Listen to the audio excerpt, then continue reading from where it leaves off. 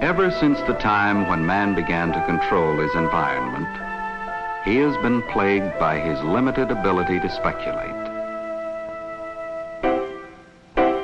His failure to accurately predict the effect and the consequences of his proposed action.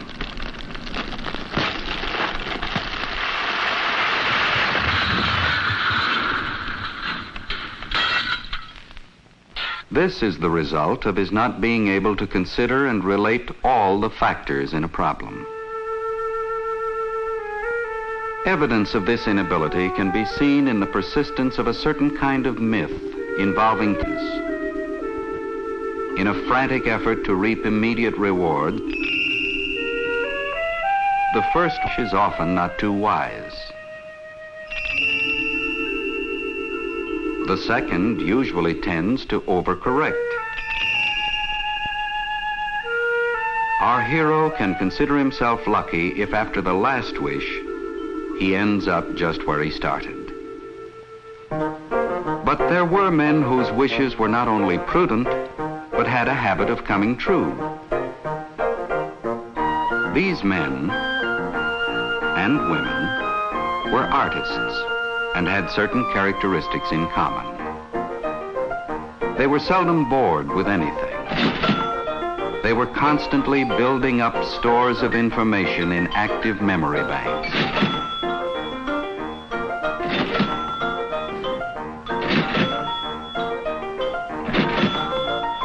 When confronted with a specific need, they would call on these memory banks for information, which they would run through, sort out, and relate to the problem at hand. These men could speculate and could predict. They were artists in many fields: architecture, mechanics, medicine, science, politics, and the art of relating factors. It is often not a conscious art, and the degree to which it is operative can tend to make one normal, bright, super bright, or genius. Numbers were used to count, but soon they were also being used as abstract symbols for states of being. Values were given to mass, speed, inertia, and the forces of gravity. Such measurement was an enormous help to creative thinking. Man was learning to numerically relate and to predict. Theories were developed by which the many factors in a problem could be numerically related. But the magnitude of the calculations necessary made many such theories impractical. In the last century, the complications of our society have been compounding themselves, and it began to look as though the science of numerical relationships could never catch up.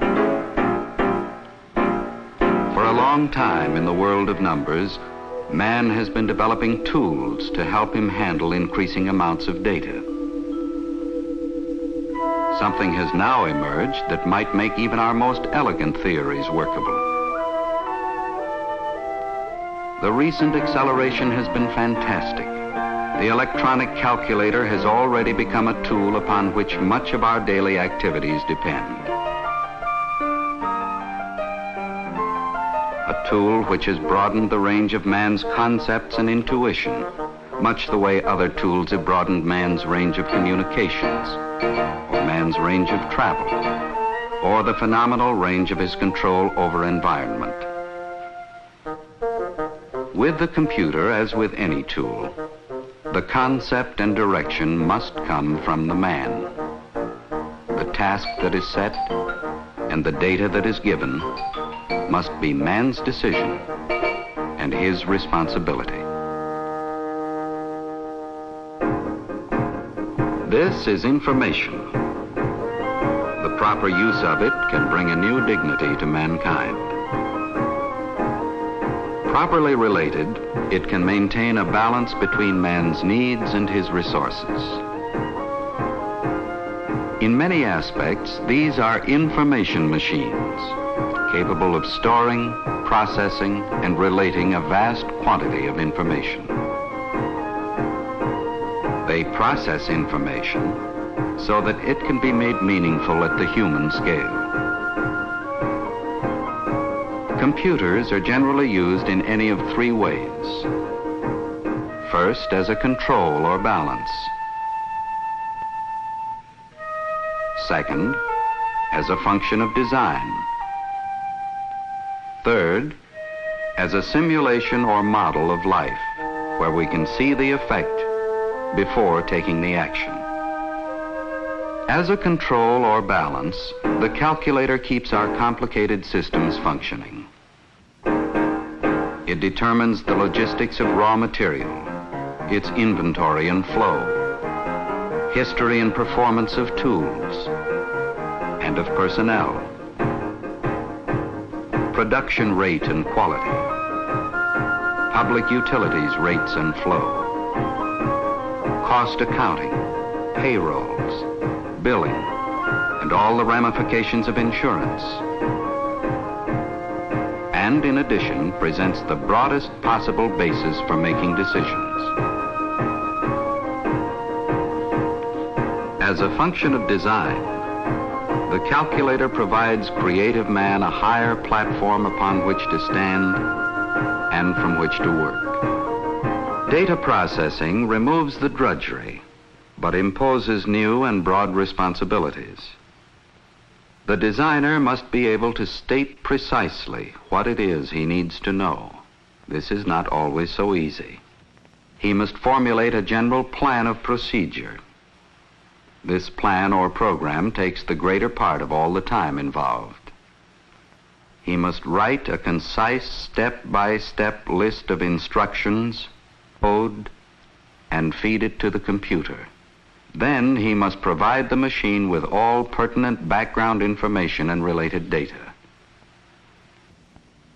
The preparation may have taken months, the actual calculation hours or even minutes. But once set up, it can attack the problem with infinite variations and trustworthy memory.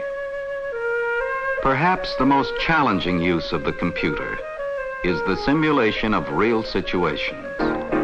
If, for example, a machine is properly programmed and is provided with sufficient numerical data concerning a chemical plant, then the computer begins to take on the functions of a working mathematical model of that chemical plant, in which it is possible to determine the probable effects of many possible courses of action. Of railroad systems, rocket engines, complete reactors, and whole living communities. The calculator is helping to define society's most complicated problems. It is a tool for turning inspiration into fruitful prediction. As an information machine, it has done much to broaden the base of our growing concepts. But the real miracle is the promise that there will also be room for those smallest details that have been the basis for man's most rewarding wishes. This is a story of a technique in the service of mankind.